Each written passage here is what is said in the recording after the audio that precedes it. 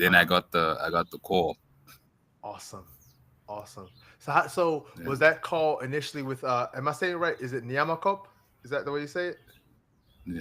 Yeah. So like when did you first become involved with the studio? And what's sort of Ah, like the yeah. origin story of that? Yeah. The so I had posted some animation on my WhatsApp. So I Uh-huh. had worked with the art director before on Yeah. another TV show many years ago. Yeah. So I just posted some stuff I did, and he was like, "Yo, dude, I'm working on this thing, and we Yeah. need animation." Yes. So I was like, "Okay, cool. I can freelance. I'm Uh-huh. kind of stable where I am at the company I'm with, the studio Yeah. I'm with now, so I can freelance for a bit." So I freelanced for maybe a year Hmm. with them on the demo, and then once the funding kicked in for them, they were like, "Okay, now this thing is getting even more serious, so we Yeah. need someone full time." Right. So I was like, "Okay, I'll jump ship and I'll join." And yeah, so I've been on this path since then. So this Yeah. was about uh, 4 years ago. 4 years Okay. ago. Yeah, yeah. Absolutely. Yeah, And all yeah, roads led to it's your four work years ago. now. Yeah, so 4 years ago, and all roads led to your work now. We're talking about the game Relooted. And so for those who hadn't had a chance to see Yeah, that incredible trailer y'all put on social media, talk to us about the story behind the game and how it came to life. yeah. It really comes from our CEO Ben's heart. This Yeah. kind of game. So his parents were quite involved in um, in South Africa. They love the culture. They just love everything about it. And uh, so somehow his mother told him, um, imagine a game where you could like get all of Africa's artifacts back. And he was like, you know what? That's a pretty good idea. I love So that. that's how the game literally started. That's the beginning from his Oh, mom. yeah, Yeah, his shout mother out. was like, make this game, and he was like, of course, mom, I'll do that. Yes, yes. Here Shout we out to are. Ben's mom. Shout out to Ben's mom. Yeah, That's yeah. brilliant. That's fantastic. It was so cool. Yeah, shout out to Ben's mom. Yes, we have to. We have to. They had I don't remember the details, but she left the country Uh huh. and then they were living in Australia and then Okay. just missed South Africa so much and then they Right. came back and they were like, you know what, South Africa is the place to be. Come So that's how on. they felt. That's And it. then they were like, we should be here. I Here's love it. good. I love it. Just I bring our love it. stuff back and Yeah. we're good. That's it. Yeah, That's it. Well, you know, yeah, I think like I'm recording in the States, and I think that a lot of the sort of like public conversation, this has been a conversation for quite some time all throughout the diaspora, but I think the public yeah, conversation got reignited in the States after watching the movie in 2018 Black Panther, and you're seeing that opening yeah, scene where Killmonger standing in the British Museum, and he's explaining yeah. to the museum director exactly where those artifacts come from. It's like, how do you think they got here? So just Yeah, exactly. Yeah, it's I think it's a necessary conversation, yeah, especially for uh, all Africans, regardless of the diaspora. Everyone, I think, is trying to find the fullness of their identity, absolutely. and it's not a goal to tread on anyone or to blame anyone. We just want to know, right? Right, Like there's right. nothing wrong with just knowing. Just Like, want to know it. yeah, No, it's really that yeah, simple. It's really that simple. yeah, So exactly. And I think it's a yeah, it all lends itself to decolonization, I guess, to thoroughly. some many degrees. Yeah. So what makes Relooted stand out from other platforms or like, there's other looter style games in the video game industry. What would you say makes Mm. Relooted distinct? I think it's very narrative. Yeah. the the very fact that you're dealing with real life artifacts. Hmm. It's though what's nice about it, it is Afrofuturism and it's very imaginative, but Yes. the details in it are very real. Yeah. The names of the places are real. Right. The characters are real. Like Hmm. it's very genuine in itself. Yeah. So I think that's one thing that makes it really stand out. Is I feel like it's a very authentic game. Certainly. You can you can pick it out very easily. Right. I'm here for that. Definitely here for that.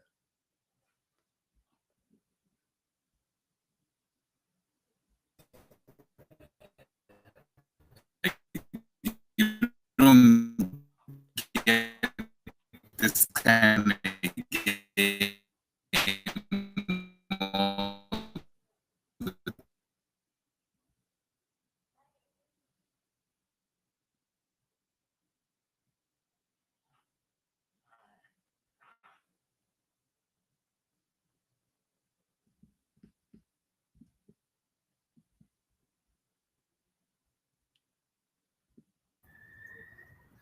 I Did I think, get? I We still, I think I got yeah, disconnected. we're- for a bit.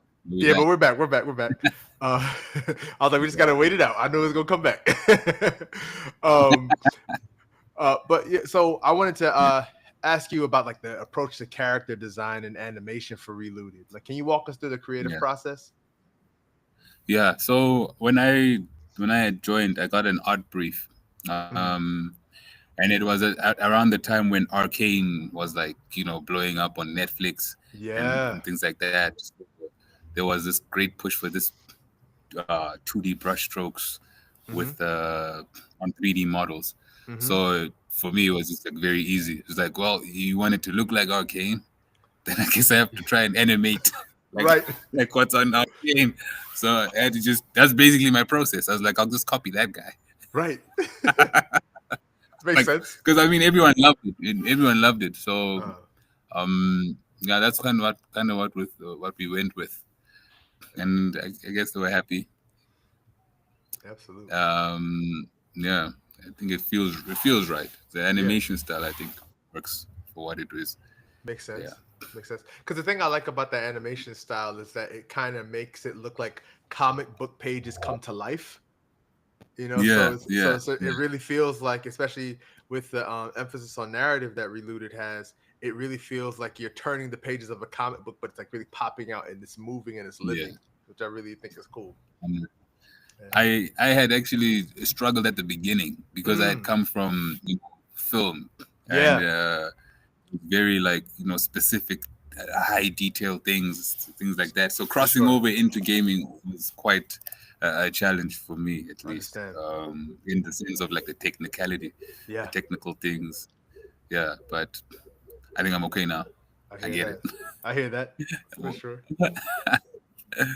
Yeah. So talk to us a bit about the specific African myths or symbols or cultural aesthetics that shape the world building in Reloaded. Like, were you all focusing on like a specific cultural group, or was it kind of just like a broad, like Pan-African view? It's very world building, very Pan-African.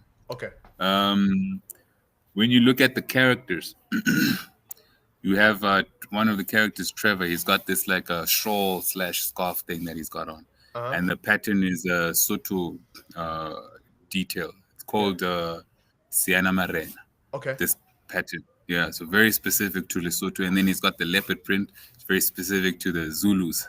Okay. Yeah, and then when we look at you get a chance to go into the world outside of the the museums and such. And it's very Ndebele influenced. A lot of zigzags, a lot of colors. It's very bright. Yeah. So there's a lot of Ndebele in there included. Very cool. Yeah. And we have some other characters from Northern Africa. So we try to include everyone into this. Yes. Specifically the team. Yeah. Right. Yeah, and you'll notice it on the scarves and all of these details. So it's one of those. It's like those things like those who know will know. Yes. Yeah. Because many of those patterns are very indigenous to Southern Africa. That's awesome. So would you say would it be a stretch to say that in some ways Reloaded is like a love letter to South Africa? Yes. It's a love letter for South Africa and the whole of Africa. Other team members are from Northern Africa. Okay, awesome. Yeah. So cool. Yeah, even the team in the game and the team that's making the game. Come on. It's a Pan-African. very Pan-African as to the core. Here for it, through and through. Yeah, Yeah. yeah, exactly. Yeah. Is there a particular animation or cutscene that you and your team are really proud of? Like you were like, oh, this looks amazing. Yeah. There's the last one. It's right at the end. Right at the end. We all try to cook there. Yeah. So that was like the climax. Yes. So like not pulling out all the stops. So That's right. we all just try to cook as hard as we could. Absolutely. And also the beginning, the opening sequence. Yeah. Yeah, the team, I was like, look, this is how we're starting. Like, we have to start on the right foot. That's right. So you can't make mistakes. No. It's not the place. Not the place. No. Yeah. It's game time. We gotta make this work. Yeah. So the beginning and the end, and some in the middle as well. Yeah. Okay. Those ones, yeah. That's pretty awesome. That's really awesome. So how do you define Afrofuturism? Because I believe, if not already, certainly once this game is fully released, that's going to be all the talk about this game. That it's Afrofuturistic. So how do you define Afrofuturism, especially in the context of gaming and animation? Yeah. What's funny is that before I had joined the company, I was doing my honors degree, and I had done my thesis on Afrofuturism. Yeah. I took it as a sign I should probably join the team. Yes. So that was one of the reasons I joined. So I had read up a lot on it, and I think it's the way I see it is a way for Africans in their different diasporas, so on and so forth. It's a chance for them to express their Afrocentricity in the future, to install it there and say that these Black people have their own space and their own voice. So it's very progressive. Like we are forward thinking, and we do see Afrocentricity being something that is valuable even in the future. Yeah. So once you speak about it more, then it starts to sound like decolonization. Right. For sure. So I think Afrofuturism is the artwork of decolonization. Yeah. That's how I see it. Absolutely. Yeah. Because it's very different for everyone. Because when I watched Black Panther at first, right, there were things I couldn't understand. I'm not gonna lie. I couldn't understand, and then I had to watch it again. Yeah. And I realized that I have to watch this movie from as much as I could from an African American's perspective. Right. Because there's layers, political layers in it that I didn't experience in Africa. You know what I mean? Yeah. So only after watching it the second time, that's when the pin dropped, and I was like, nah, I get it. Yeah. This is incredible. Then that's when I started ticking in my mind about Afrofuturism. It's important for, I think, the diaspora, everyone to see it the way they see it. Yeah. No doubt. So yeah, so I loved it more afterwards. Oh, absolutely. Absolutely. Yeah. I mean, it was so extraordinary to that exact point that it helps. I mean, I'm sure you see this online all the time. People are talking about like diaspora wars and it's just like all the infighting that's happening. But there's so many beautiful distinctions. You know, like I think about all the cultural contributions throughout the diaspora that we really can enrich one another. So, for example, while I was writing my dissertation and writing about abolition and how to help, incarcerated people in the States who are disproportionately African American, I was listening to Amapiano the whole time. Like it was something about the rhythm that was just powering me through my dissertation. So just like it was truly a Pan-African contribution. You know what I mean? Yeah. I think the more practice is in it, then we'll start seeing the common thread within Afrofuturism. Yeah. And then I think the thread we can hold on and be like, actually, this is what's uniting all of us. Yes. Because we're all different, but we all know that at the core, we're very much alike. I mean, we're from the same continent. Yes. Right? So I think I want to see it more just so I can see where the similarities are, where the differences are, and appreciate both. Yeah. You know? No question. Yeah, I think it's nice to hear. It's like, I love all of it. So and now I'm seeing even other cultures giving their own take, you know. Yeah. So those who are from like the Mayan, Aztec they Yes. come from that heritage. They're also starting to push their artwork and also their Love it. culture into these things. So I'm like, it's just gonna be rock and roll all the way. I love That's this. right. So there's gonna be so much good artwork to come from it. Totally. Things Totally. we've never seen, Right. which is what I love. I just want to see things I haven't seen. That's it. That's Yeah, all it is. That's all it is. yeah, And it's such an yeah, educational aspect to that too. It's like, oh, I just thought this was a really pretty print, but no, you like you're saying, oh, this is a print that comes from Lesotho. This is a print that comes from North yeah. Africa. Like it helps to educate you while you're appreciating the aesthetic for sure. Yeah, exactly. I think that you hit the nail on the head there, like the education, because a lot of the stuff, um, our education was kind of hindered. Mhm. We can't learn about our own culture in Yeah. schools anymore. Oh no, no. So having this Afrofuturism is at least gets us a chance to knock on that door to start knowing about Mhm. the past, knowing about the culture, things like that. Totally. Totally. So, Yeah. who are some other Afrofuturist creators? It could be in games, art, film, or music who inspire your work. Yeah, it was definitely Black Panther. That like that is like of course prime. Yeah, yeah, yeah. And there's I think it's also not just Afrofuturism itself that inspires me Hmm. to make Afrofuturism. I hear that. It's I like if I'm watching something and I see that they're introducing a culture, and I just like to see how the director is introducing it. Yeah. Yeah, how the people speak, what this pattern means, how is this tied to Right. their religion, their culture. Then I take that way of thinking and then I apply it to Africa, Yeah. just to see what I'm gonna find Uh huh. based off of what I've seen. Like I love another game, Horizon Zero Dawn. Yes. Yes. Like you can see the Aztec and the Mayan influence in there, Right. you know, and it's futuristic. It's Right. such a strange blend. It's like there's villages, but there's these very postmodern futuristic machines, but Yes. there's this Aztec influence. I'm like, I've never seen that. This is what I Come want to on. see. That's what you want. So Right. in the same way, it's like I'm trying to see more of Africa Yeah. doing the same thing. Hmm. So yeah, I think it'll just take time, Yeah. but we keep Certainly. going. We Yeah. have to keep Certainly. going. Certainly. Yeah. So speaking about that, having sort of the like indigenous space mixed in with future tech, how do you balance that in your own art? Balancing futuristic elements with a cultural Yeah. authenticity, and in this case, like an African rootedness. Yeah, it's it's it's incredibly difficult. I'm not gonna Yeah. lie. Yeah, I made a character once. Mhm. I used the Zulu culture as influence. Yeah. So as an Afrofuturistic character, somewhat blending it into cyberpunk somewhat. Hmm. So I had put boots on him, Yeah. very futuristic boots, Uh-huh. and then someone was like, "But it's African, so why don't you make it barefoot?" And I'm like, I don't know. Like, can't Africans have shoes? Right. Right. There's too much to Yeah, so it's ask. like, yeah.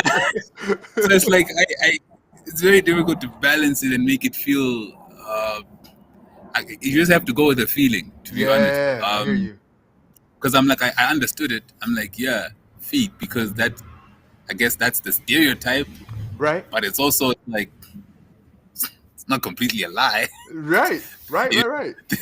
Right. Shaka Zulu trained his soldiers to run barefoot on thorns. That's what he did, My so that their goodness. feet could be harder. Yes. Right. Because no one's wearing shoes, so Yeah. you just need to have stronger feet. That's right. Yeah. So so trying to find, you need to. I think what's really important is is justifying those decisions. Hmm. If you're able to justify them, I think then that's probably then it's okay. I Yeah. guess. Yeah. Totally. Yeah. Totally. How do you see with that in mind? Like, how do you see African narratives? Because this explosion of revival and renewed interest in telling our stories in the digital age. How do you see this evolving in the global game development space? I think it's going to go far, to Yeah. be honest. I think it's going to go far. There's a great push. I think not just for me, I think a lot of artists, let me say, Yeah. want to see different things they haven't seen before, and I think it's quite intriguing. I mean, uh, people love God of War, Yeah. right? And it Right. goes Right. into this mythology, and he went was Hmm. in the Greek mythology, now he's in Yes. Norse mythology, Right. and then there's these what do you call it, rumors of them going to Japan, going to Japan or going to Okay. Egypt. Like people are interested in seeing other cultures, Right. Of course. right? So at some point, Kratos is gonna have to come here, isn't he? He is. At some point. It's a matter of time. It's a matter of time, No, Kratos. yeah, but I think it's nice to have these cultures being introduced to us, and I think Right. Africa is also one of those cultures, Mhm. and I think it's important that also we get to the forefront and also have had told these Right. stories, whether they are related to the politics or related to the mythology. Hmm. Yeah. Yeah. Certainly. Certainly. So, what advice would you give? In the same way that you're talking about being inspired by Black Panther, and I know I found myself after the release of the movie Sinners that I was unintentionally speaking like Ryan Coogler. I'm just so fascinated by everything he does. Right? Like, Yeah. how would you want to convey the message to a young African creator, a creator in the diaspora who's hearing you, who's playing the game, and is getting inspired? Would you want to tell them about how to get into animation and gaming? You have to be relentless. Yeah. You have to be relentless, and you have to really want to do it. Uh It's huh. not a easy. It's not a very simple. I'd say it's somewhat simple to get in, but it's not simple to stay in. Yeah. I hear that. Yeah. So you need to have grit. You need Yeah. to have to grit, and I speak at least for a lot of the guys here in South Africa. When I started working, I was the first man in, last man out. Yeah. And I don't know of any other animator that's been doing animation for as long as I have, Come on. and is of this pigment Yes. Right. Right. Right. Right. Right. in the space, because our industry is very small. It's not Okay. everyone who has the privilege and such an opportunity to do animation. Mm-hmm. When I was studying, there was maybe like three Mm-hmm. Africans, Yeah. including myself, in the whole campus. Right. So it's not. So you have to just be more ruthless than the next guy. Yeah. I don't mean like be rude or anything, but you have Mm-mm. to realize, like, if you're not going to be the best, then things might be difficult. Right. Right. I you, hear you that. have to have no excuse. They have to have no excuse to hire you. Come on. Come on. Yeah. Yeah. So you're So talking about that pursuing excellence. yeah, you have to, like, you have to. That Yeah. has to be like the standard. Yeah. Try to be the best at that thing that you're doing, whether it be the modeling, the animation, the texturing, whichever department. You have to be excellent for the top tier cream of the Yeah. crop. Cream That's of the what you crop. have to do. Yeah. Got you. For sure. For sure. Yeah. So Aim high. yeah, aim high. You have to aim high. Yeah. Certainly. Certainly. So talk to me about when this game fully drops. How can people get the game? Like we're excited about it or Reloaded over here. How can folks learn about where to get the game? Yeah, it's gonna be on Steam, on Xbox, I think the Switch. Um, where else? Yeah, everywhere on the PC. If you have a Okay. PC, you have an Xbox, you're good to go. Yeah, yeah. Awesome. Yeah, Awesome. Awesome. yeah. And when is the official drop date? When does it officially come out? I wish I knew, Chris. I'm with you. I wish I knew, man. Because I've just been refreshing. I've been on that Instagram page refreshing, bro. Just like, Yeah, what I hey, see. look, we're trying to figure it out too. We don't know. I was like, I hear that. I hear that. That's so I don't real. know. Like, we've just been at it, like, when are we releasing this game? And it was like, just one more thing, one more thing, one more thing. I understand the feeling. I Been understand. a the lot of feeling. one more things. Oh So, yeah, yeah. But you know what? Greatness takes time.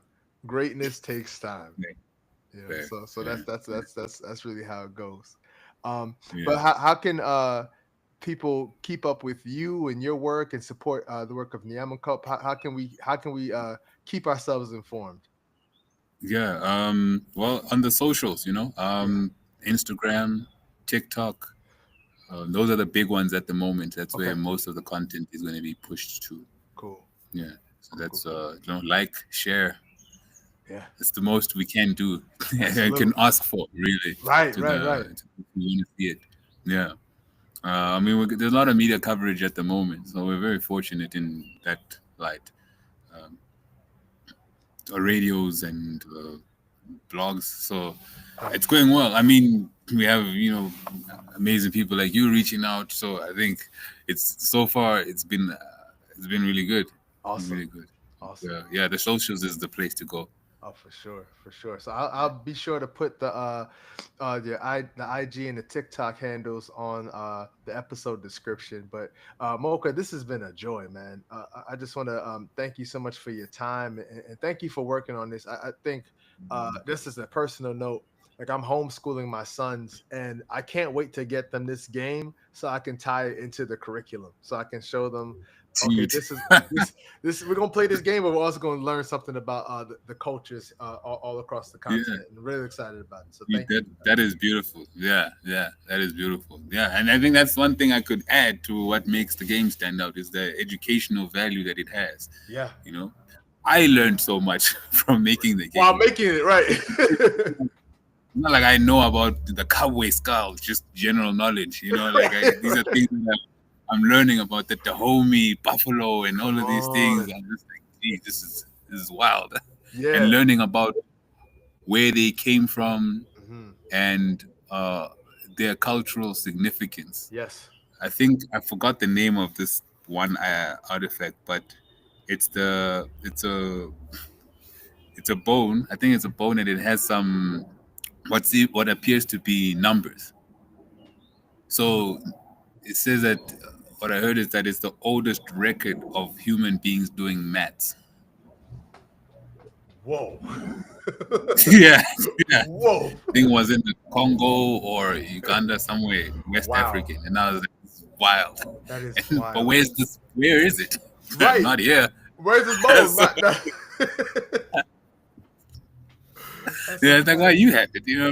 Right. So it's yeah, That's yeah. so Because funny. when you start seeing those things, then it changes your mind about who Yes. you are. Yes, of course. Of course. Yeah, your hopes, your expectations of yourself are so different. Yes.